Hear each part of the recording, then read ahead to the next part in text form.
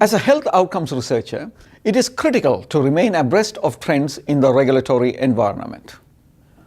On June 22nd, I attended a workshop about the assessment of PROs in cancer clinical trials. The workshop was jointly organized by the FDA and ASCO. I would like to share with you some of what I heard. It became clear during the workshop that the PRO measures that are currently used in cancer studies are outdated. Questionnaires are lengthy and contain questions that may be irrelevant to current-day cancer studies. The main takeaway from the workshop was the recommendations to assess 4 core PRO domains in cancer studies. These 4 domains are disease-specific symptoms, symptomatic adverse events, physical functioning, and overall impact of side effects.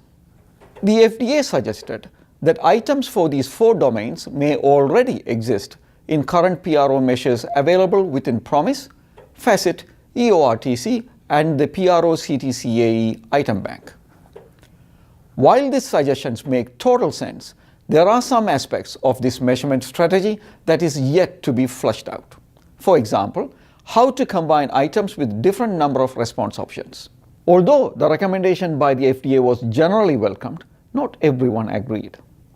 There were some that questioned the value of assessing symptomatic adverse events from the patient's point of view.